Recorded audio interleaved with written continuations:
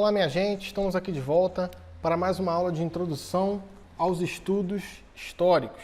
Essa semana eu liberei para vocês essa página aqui na plataforma, essa aqui, tá? O Relembrando, né? Se você perceber, já botei lá o tópico 1, né? Tem a ementa da disciplina, os vídeos, o vídeo, né? De introdução, a atividade e o envio da atividade, tá? Não perca o prazo, tá? Fique atento, né? Tô dando um prazo até mais estendido, não deixe de postar. O Relembrando, né? Nesse tópico vamos relembrar algumas das temáticas principais da história. Aqui coloquei quase que uma iluminura, mas está em preto e branco, então não é iluminura, né? Um cenário medieval de um monge copista, né? Que é uma das alusões que nós temos à história. Então aqui você tem um PDF. Esse vídeo que eu estou fazendo agora, ele vai entrar aqui embaixo, tá? Então eu vou fazer um vídeo para cada período da história. Claro que vídeos menores, né? Esse talvez seja um pouco maior, mas os outros que eu não vou precisar explicar o conteúdo todo, um pouco menor.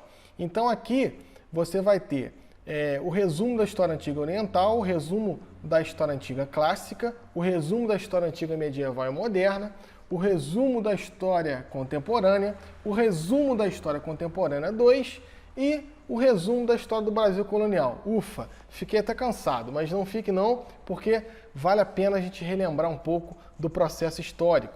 Se você abrir aqui, você vai ter um PDF, que eu já abri aqui, você vai ter esse PDF, tá? Então tem PDFs assim para todos os campos da história, tá? Então tem o PDF de História Antiga, que eu vou falar um pouquinho da Mesopotâmia, né? O chamado o Vale dos Rios, Tigre e Eufrates, né? O berço da civilização ocidental, né? Aí eu tenho aqui na Mesopotâmia o Império Babilônico, o primeiro império com Hammurabi, né? O Código de Hammurabi, Nabucodonosor, a escrita cuneiforme, os povos semitas, e aqui um pouquinho do Egito, tá?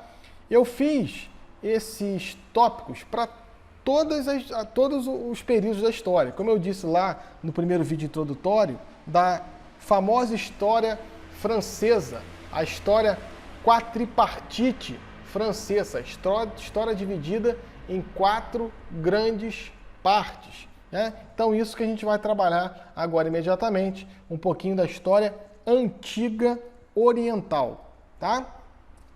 Vamos lá. Nós temos que pensar que 145 milhões de anos atrás, o mundo estava no Cretáceo, tá? O que é o Cretáceo? Cretáceo são os dinossauros, ok? E aproximadamente 500 mil anos atrás, então olha só que interessante, 145 milhões de anos atrás não tinha nem homem, tinha dinossauro. 500 mil anos atrás já tinha um homem assim, tá? Só que esse homem era um primata ainda. Esse homem, como esse aqui, com a camisa do Flamengo, que sou eu, tá? Ele tem apenas 150 mil anos, mais ou menos, tá? Então, o homem sapiens sapiens, tá? O homem tal como esse aqui, com a mesma caixa craniana. Aí o vascaíno deve estar pensando assim, pô, mas esse homem não é inteligente para usar a camisa do Flamengo, né? Então, aproximadamente 150 mil anos, o homem é tal como nós somos agora, tá? Claro que isso é uma convenção, alguns vão falar que são 100 mil anos, outros vão falar que são 130 mil anos, é uma convenção mais ou menos 150 mil anos atrás. Esse período, né, de 500 mil a 150 mil anos atrás, é chamado Paleolítico, tá? O Paleolítico até um pouco mais para trás, tá? Remonta a 2 milhões de anos atrás, tá? É o período da pedra antiga, ou pedra lascada, né? Paleo, né? Velho. Então, é um período da história que o homem já começava a fazer as suas ferramentas de pedra, já fazia pequenas interações com a natureza, não grandes modificações naturais, né? Mas já fazia sua interação com a natureza. Vamos lá. Esses homens do Paleolítico e também aqui 150 mil anos atrás e até aproximadamente o ano 8000 AC, isso quer dizer 8000 anos antes de Cristo, ele era isso aqui, ele era um caçador e um coletor. Ele caçava, ele colhia.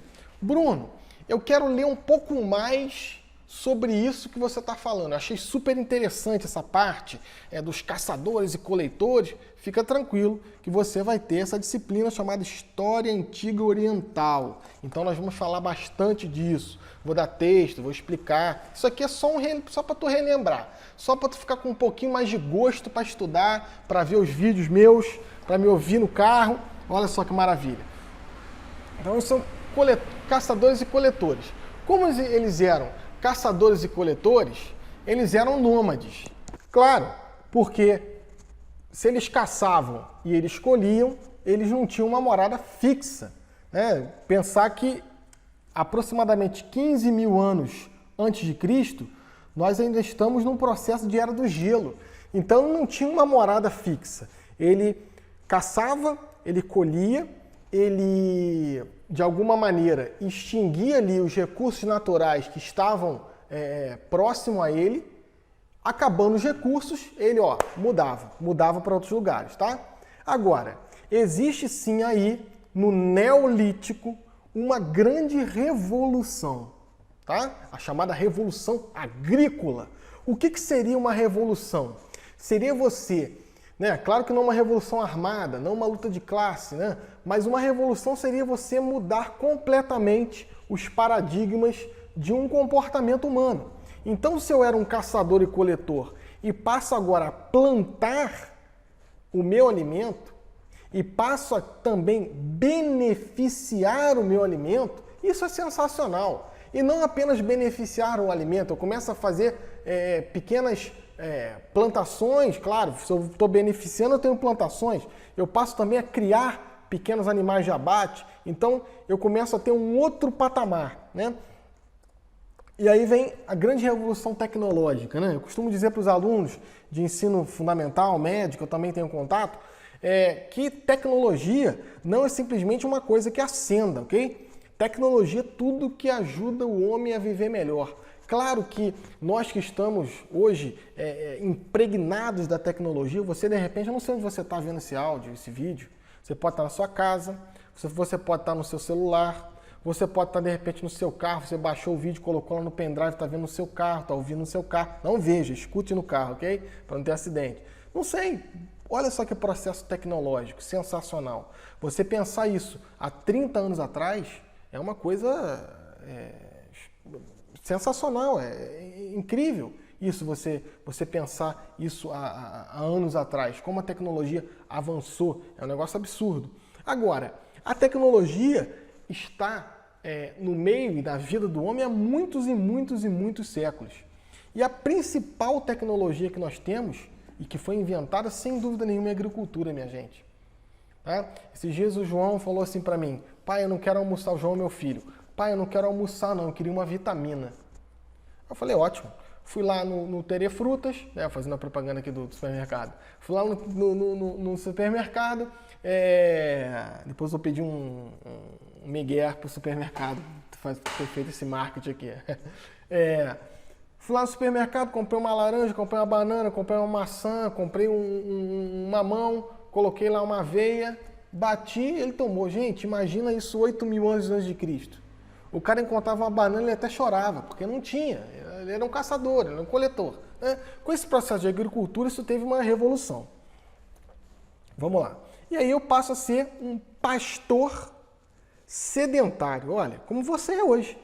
Claro que de repente você não pastoreia nada, mas você é sedentário.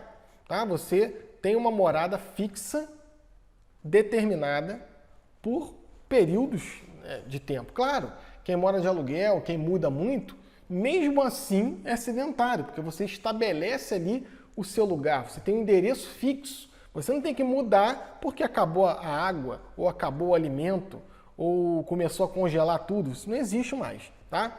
Vamos lá, e aí só para a gente ilustrar um pouquinho da idade dos metais, né? O cobre 8.000, bronze 6.000, ferro, ó, 1.500 anos antes de Cristo apenas o ferro, né? Lembrar que todas essas ligas metálicas foram beneficiadas na África, né? A África sempre foi o grande reino dos metais, o chamado grande reino do Zimbábue, que beneficiava todos esses metais, muito interessante. E aí eu tenho já os surgimentos das cidades, tá? aproximadamente 6.000, de 8.000 a 6.000 anos antes de Cristo. E aí no chamado crescente fértil. Olha que sensacional o crescente fértil.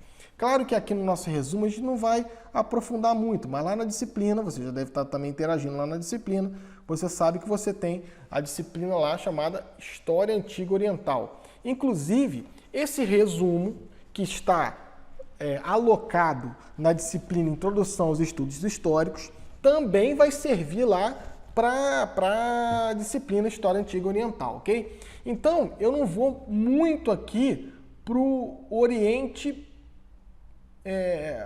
Extremo Oriente, tá? Eu vou para o Oriente chamado Oriente Próximo. Pensar que aqui a gente tem o Oriente Médio, tá? E aqui é o Oriente Próximo. É o chamado crescente fértil. Você depois salva esse vídeo no seu computador. Esse vídeo, eu costumo dizer para os alunos, né? Isso aqui é o ultrassom do mundo que nós vivemos, tá?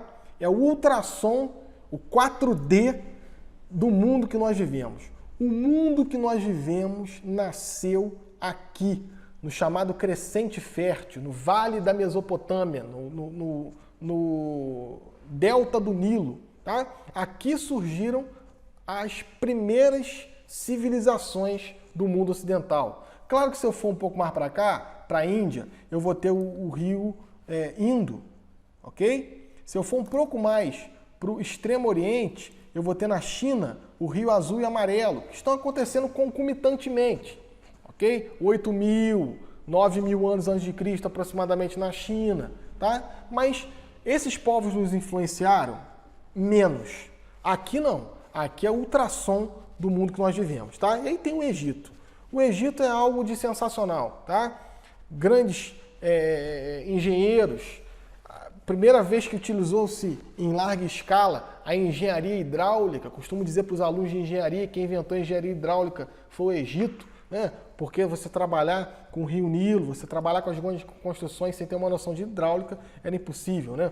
E aí é justamente aqui a Península do Sinai, aqui com o Mar Vermelho, e aqui eu tenho o Delta do Nilo. Entende que o Baixo Egito é próximo do Delta e o Alto Egito é mais para baixo. Aqui eu tenho grandes cidades como Tebas, Karnak, né, Akhenaton, né, aqui a província não, o Planalto, desculpa, o Planalto de Gizé, que tem as grandes pirâmides, né, e aí uma imagem diferente, né? Interessante aqui o Baixo Egito e o Alto Egito. Interessante que Ramsés II, ele vai acumular, claro que isso a gente vai ver lá na História Antiga Oriental, é que eu não consigo, mais forte do que eu tenho que falar. O Alto Egito e o Baixo Egito são acumulados pelo grande faraó Ramsés II, né? Olha que interessante, isso aqui é hoje, tá? Essa é uma imagem do Google, eu botei até aqui a referência, se você quiser procurar, né? Entende aqui que aqui é deserto, tá? Deserto do Saara aqui, e aqui é o Delta do Nilo, as grandes cidades, estão todas aqui. Interessante você olhar aqui e olhar aqui agora, né? Como que as coisas evoluem, como que, sem dúvida nenhuma, o Egito é a dádiva do Nilo, né? Então tem a escrita egípcia, a escrita importantíssima egípcia. Claro que é uma escrita ainda chamada hierógrafa, então uma escrita não fonética como a nossa escrita, é uma escrita representativa, né? E aí tem tecnologia e força militar, tem as bigas, né, que vieram com os ixos, claro que você vai ver isso lá em História Antiga Oriental. E aí quem decifrou isso foi lá o grande Jean-François Champollion, da corte francesa e napoleônica. Ele pegou a Pedra de Roseta, que lá a dinastia dos Ptolomeus, quem são os Ptolomeus? Né? Alexandre Magno dominou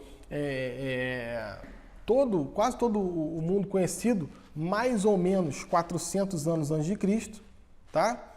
E uma das suas satrápias, daqui a pouco a gente vai falar disso, o que era satrápia? Era como se fosse um pequeno estado, era o Egito, e foi governado por Ptolomeu, que virou um faraó e criou uma dinastia no Egito. Ele escreveu um pouco da história do Egito, né? Em grego clássico, em grego koiné e também em egípcio antigo.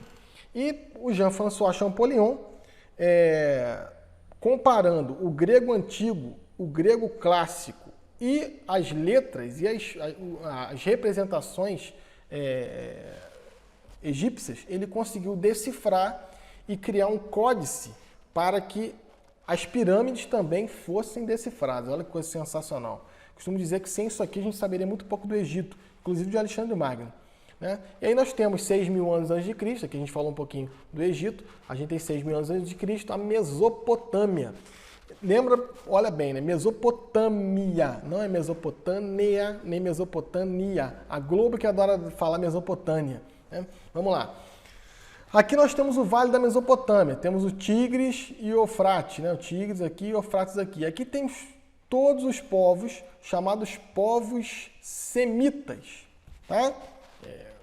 Esses povos aqui são os povos semitas, aqui, fenícios, assírios, Síria, o bicho está pegando aqui hoje, ó. Hebreus, na verdade, sempre pegou, né, gente? Aqui sempre foi um local de conflito aqui. Ur dos caldeus, né? Quem gosta um pouco de história bíblica, né? Sabe que Abraão, daqui a pouco a gente vai falar um pouquinho de Abraão, sai de Ur dos caldeus, né? Vai para a terra que eu vou te dar, Lagaste, aí Uruk, né? Então, aqui o vale da Mesopotâmia, que também foi fundamental para a formação do nosso processo social. E tem os sumérios, né? 3.000 anos aproximadamente antes de Cristo, né? Os sumerianos inventaram a escrita cuneiforme. Gente, isso aqui é sensacional. Eu coloquei até na nossa abertura, né? Vocês gostaram da abertura? Comentem se vocês gostam da abertura, porque eu vou mudando as aberturas para ficar uns vídeos sempre legais para a gente. Então, 3.500 anos antes de Cristo, aproximadamente, os sumerianos inventaram a escrita cuneiforme. O que era a escrita cuneiforme? Era parecida bastante com a escrita egípcia, era uma escrita representativa. E eram com cunas, né? Então, pegava argila molhada ainda, argila mole, e faziam pequenas marcações, e depois que ela secava, aquilo passava a ser um decreto, um edito, édito, né? Temos aí as pirâmides do Vale da Mesopotâmia, se podemos dizer assim, um nome bem interessante chamado Zigurate, que tinham basicamente a mesma função das pirâmides egípcias, das pirâmides também aqui da nossa América, dos maias, dos astecas, né? Era um lugar de sacrifício, né? Muito provavelmente sacrifício também humanos, né? De sangue, na verdade. Um lugar de culto às divindades egípcias não, mesopotâmicas. Eles também tinham um panteão de deuses, tal como o Egito, eram povos politeístas, isso é bem claro a gente deixar bem claro desde o início, a gente vai falar bastante isso na história antiga oriental. E também eram tumbas, tá? Vamos lá, o Zigurate. E a gente vem a Babilônia, né? Babilônia também é algo especial para a gente relembrar na história antiga oriental. A gente tem aqui o Código de Hammurabi, né? Hammurabi reinou de 1819 a 1750 a.C., e ele escreveu isso aqui, ó.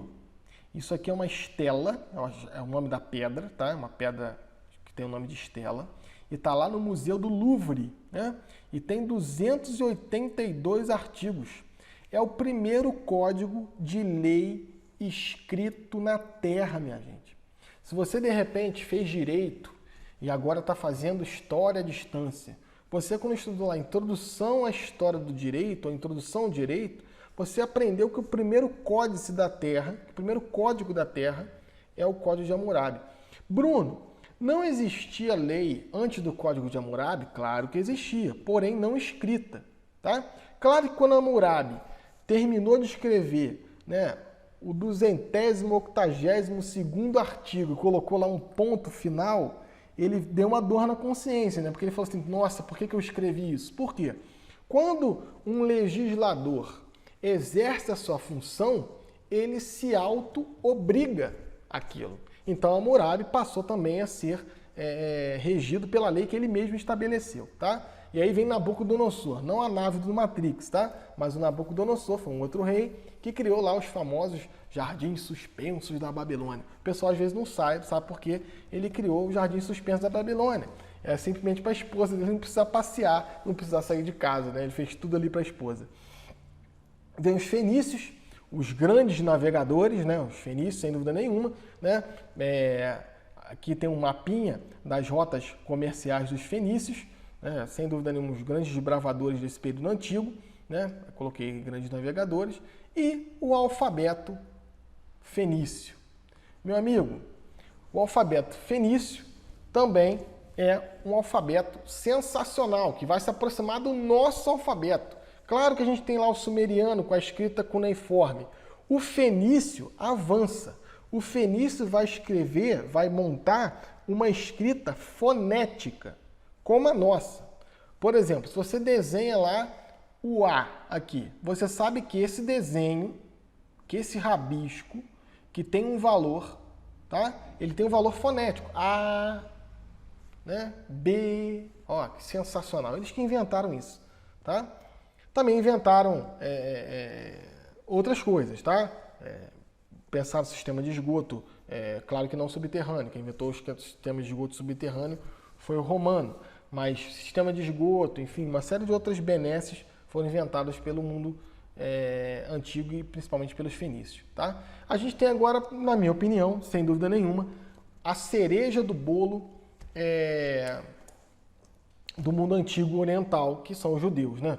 Os judeus têm a grande epopeia, vou montar um pouquinho aqui como o judeu pensa o mundo. Claro que a gente vai ver um pouquinho essa história antiga oriental, não vou entrar nessa seara aqui agora, porque senão demandaria muito tempo, né? A gente tem um pouquinho, vou passar mais as imagens para vocês, aqui o dilúvio, né? A vocação de Abraão, Abraão que sai da tua terra, a expulsão de Agar e seu filho Ismael, o sacrifício de Isaac, Jacó que luta com anjos, filhos de Jacó, José no Egito, e aí vai, né? Moisés, e aí vem as pragas no Egito, o Egito, o que é o Egito nesse momento, os 10 mandamentos, tá? E aí uma leitura que eu vou trabalhar muito com vocês, tanto em introdução aos estudos históricos, como em História Antiga Oriental, que é a leitura do Weber, né? Já até citei esse livro para vocês, chamado A Ética Protestante e o Espírito do Capitalismo, que ele vai justamente analisar o processo do politeísmo, que vai para o monoteísmo, que vai para a institucionalização da religião, que é o cristianismo, e assim por diante. Ele faz uma análise do processo social, né? A gente tem Davi, né? Davi e Golias, os Salmos de Davi, a gente vai explicar isso um pouco mais lá na História Antiga Oriental, ok? A gente vai passar um pouquinho, aí vem Alexandre Magno, tá? Alexandre Magno, que invade também 332 a.C., tá? Coloquei aqui 400 anos antes de Cristo, errei um pouco mais para cá, 432 a.C. Alexandre Magno também domina aqui